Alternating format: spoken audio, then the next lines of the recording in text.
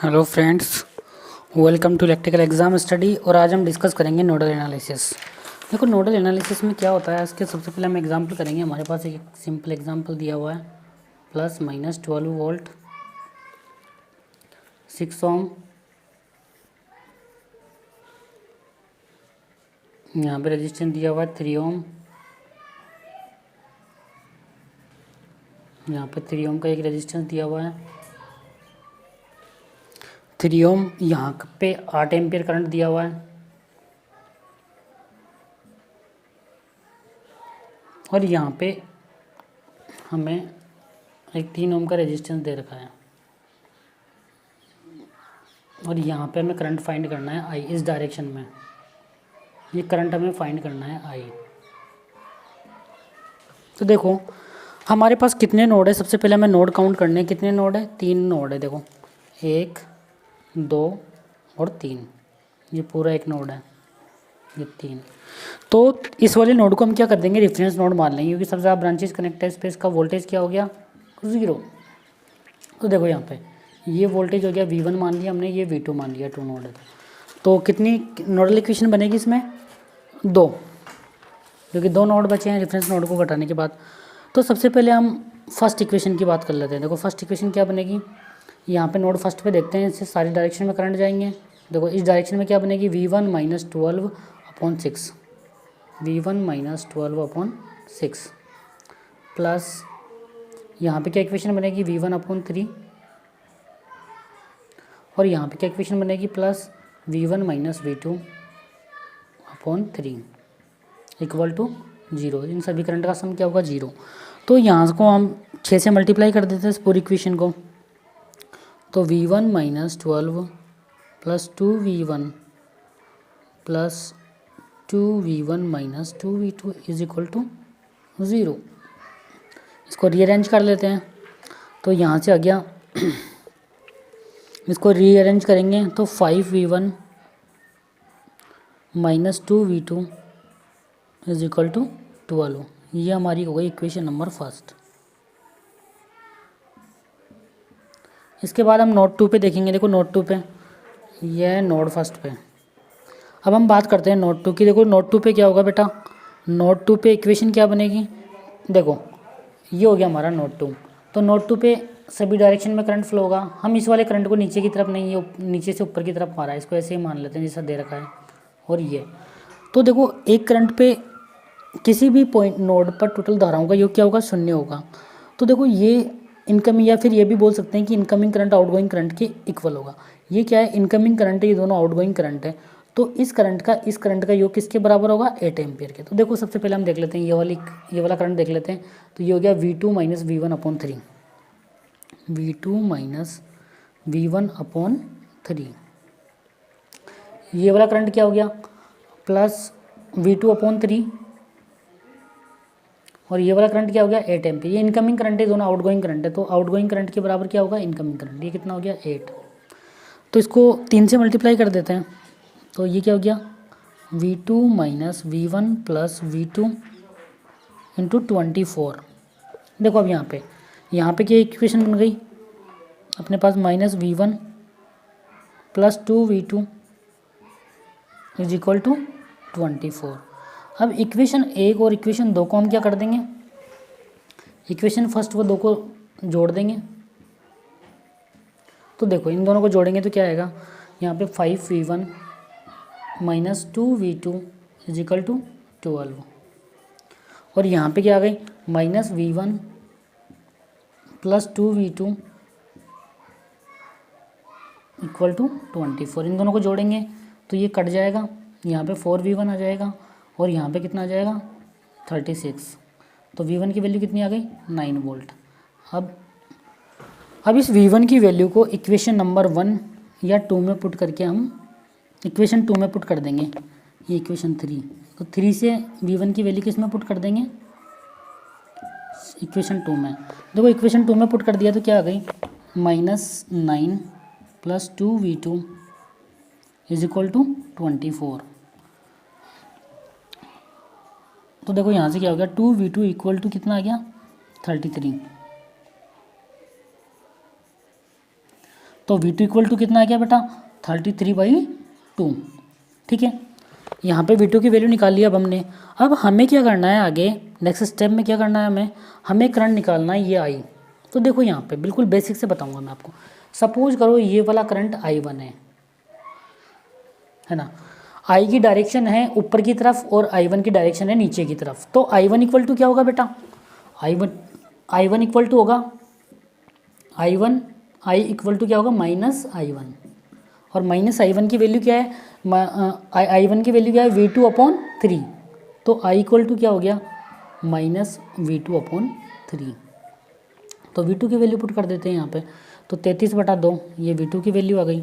तो यहाँ पे पुट कर दो 33/2 × 3। तो कितना आ गया, ये कट गया 11 बार, तो -5.5 एम्पियर।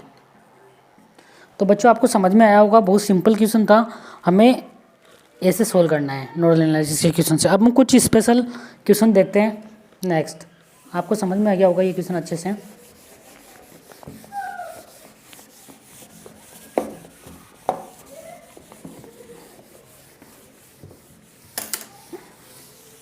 देखो अब नेक्स्ट क्वेश्चन देखते हैं हम।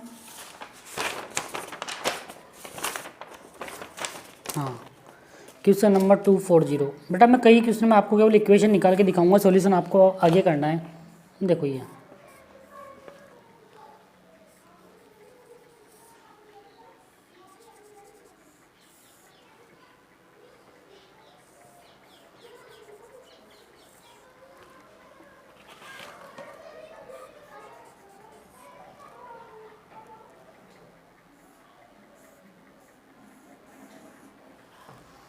तो ये हो गया 50 वोल्ट, ये हो गया 20 ओम, ये हो गया 100 ओम, ये हो गया 120 ओम, और ये हो गया 30 ओम, और इसकी वैल्यू हो गई 20। देखो ये क्वेश्चन दिया गया है आपके पास। तो बेटा सबसे पहले मैं नोड क्या बताया था आपको कि जिस पॉइंट पर 3 या 3 से अधिक सर्किट एलिमेंट मिलते हैं। देखो ये एक नोड है, ये क्या एक नोड है, बट ये देखो इसको हम नोड मानेंगे नहीं मानेंगे, क्यों, क्योंकि इस ब्रांच में कोई भी सर्किट एलिमेंट नहीं है। सर्किट एलिमेंट कौन कौन से होते हैं, R L C, voltage source और करंट सोर्स, इनमें से कोई ना कोई एलिमेंट जुड़ा होना चाहिए। तो जिन 3 ब्रांचों में अगर सर्किट एलिमेंट लगे हुए हैं वो किसी बिंदु पर मिलती है तो उस पॉइंट को हम बोलते हैं नोड। तो देखो बेटा यहाँ पे जो ये ब्रांच मिल रही है इन दोनों पॉइंट को, इसमें कोई भी सर्किट एलिमेंट नहीं है, तो इसका मतलब ये और ये नोड क्या होगा, एक ही नोड होगा। और वैसे भी देख सकते हैं, देखो बेटा यहाँ का वोल्टेज क्या है, सपोज करो हमने 2 नोड मान लिए, यहाँ का V1 मान लिया, अगर यहाँ का V2 मान लिया, तो देखो दोनों पैरेलल में है, प्लस माइनस, तो V1 इक्वल टू क्या होगा V2 होगा। इसका मतलब क्या है बेटा, एक ही नोड है, शॉर्ट सर्किट है। तो हमने क्या है, यहाँ का वोल्टेज हमने मान लिया V, इसको एक ही नोड मान लिया, यहाँ का वोल्टेज मान लिया V, और इस पॉइंट को हमने ग्राउंड कर दिया। देखो अब इसका सॉल्यूशन हम करते हैं।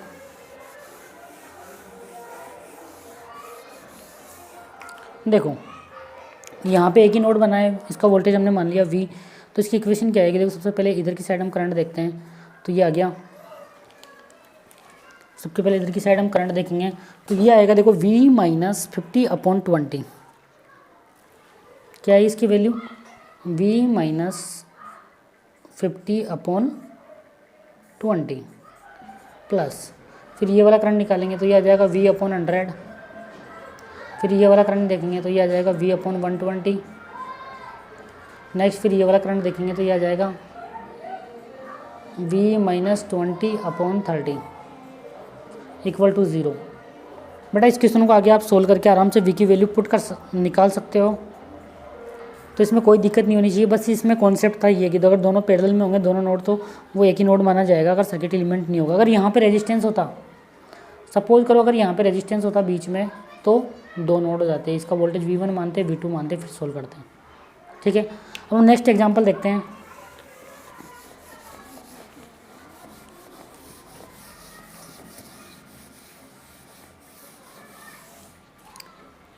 नेक्स्ट एग्जांपल भी बहुत अच्छा एग्जांपल है।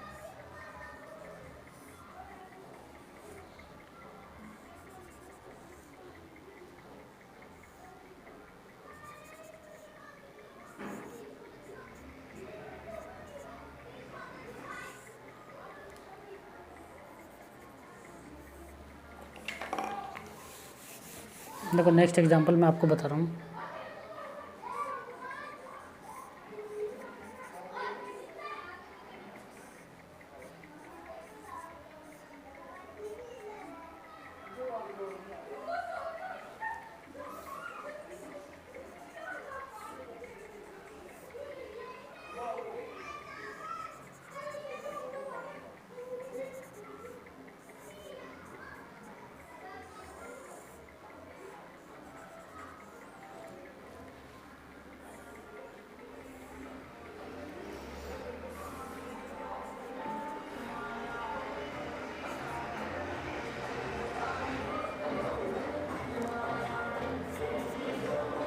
देखो ये इक्वेशन है।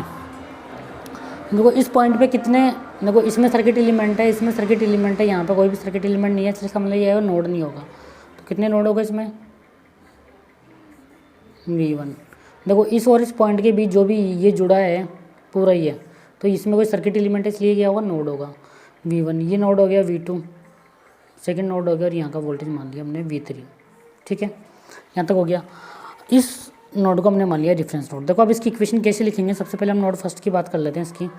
तो नोड फर्स्ट पे क्या है, सारे करंट क्या है, आउटगोइंग करंट होंगे। तो देखो इसकी इक्वेशन क्या आएगी, सबके पहले हम बात कर लेते हैं यहाँ पे। तो इसकी इक्वेशन क्या हो गई, V1 minus E1 upon R1 plus, देखो फिर यहाँ पे इधर करंट जाएगा तो V1 minus V2 upon R। फिर नेक्स्ट इधर की साइड करंट जाएगा तो एक बार R3 से जाएगा, एक बार I1 से जाएगा। तो R3 में से जाएगा तो क्या हो जाएगी, V1 minus V3 upon R3, V1 minus V3 upon R3 plus. अब देखो बेटा ये पॉइंट यहाँ पे जुड़ा हुआ है, इसका मतलब क्या है, ये इस पॉइंट पे जुड़े हुए हैं क्योंकि शॉर्ट सर्किट है, मतलब I1 और R3 इन दोनों पॉइंट के बीच जुड़े हुए हैं। तो एक बार इसको लेके एक बार इसको लेके दोनों इक्वेशन निकालनी है। अब देखो I1 क्या है, आउटगोइंग करंट है, तो आउटगोइंग करंट का योग क्या होगा, सभी आउट करंट गोइंग करंट का योग 0 होगा, तो plus I1 is equal to 0।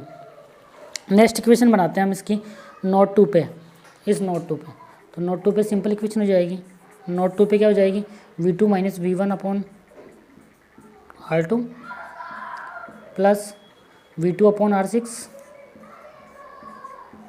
Plus next V2 minus V3 upon R4।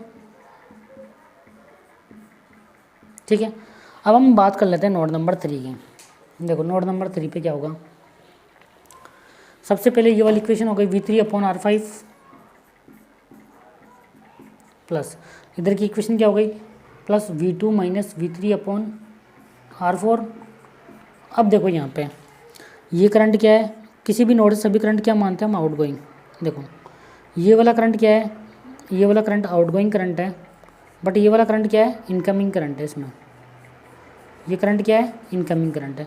तो I1 इनकमिंग है और बाकी सभी आउटगोइंग है। तो इसका मतलब क्या है कि जितने भी आउटगोइंग करंट हैं, एक आउटगोइंग करंट ये है, तो V1 minus V3 minus V1 upon R3, ये भी आउटगोइंग करंट है, V3 minus V1 upon R3, ये आउटगोइंग करंट है। तो सारे जुड़ गए। इसके बाद क्या है, ये देखो ये करंट I1 इनकमिंग करंट है, देखो यहाँ से आ रहा है, इनकमिंग करंट है, तो आउटगोइंग करंट इनकमिंग करंट के बराबर होगा। तो ये तो हो गए हमारे आउटगोइंग करंट, और इनकमिंग करंट हो गया I1, तो ये हो गया I1। या इस इक्वेशन को ऐसे भी लिख सकते हैं हम कि आउटगोइंग करंट को अगर हम पॉजिटिव ले रहे हैं तो इनकमिंग करंट क्या होगा, नेगेटिव। तो यहाँ पे माइनस I1 लगा के इक्वल टू 0 करेंगे, तो अगली स्टेप में वापस वही आ जाएगा, V3 upon R5 plus V2 minus V3 upon R4 plus V3 minus V1 upon R3 is equal to I1। ये सिंपल है बेटा, बस ऐसे ही करना है आपको। अब हम नेक्स्ट क्लास में पढ़ेंगे कि जो डिपेंडेंट सोर्स होंगे उनको यूज़ करके, नोडल एनालिसिस का यूज़ करके क्वेश्चन सोल्व करना, तथा सुपर नोड क्या होता है, सुपर नोड क्या होता है, और सुपर नोड के क्वेश्चन कैसे सोल्व करेंगे हम नेक्स्ट क्लास में देखेंगे। Thank you so much. अगर बच्चों आपको वीडियो पसंद आया हो तो चैनल को सब्सक्राइब करें तथा अपने दोस्तों के साथ शेयर करें video. Thank you so much. आगे भी मैं ऐसे वीडियो लाता रहूँगा। आप लोगों को बेसिक इलेक्ट्रिकल इंजीनियरिंग सिखाना मेरा मकसद है। Thank you so much.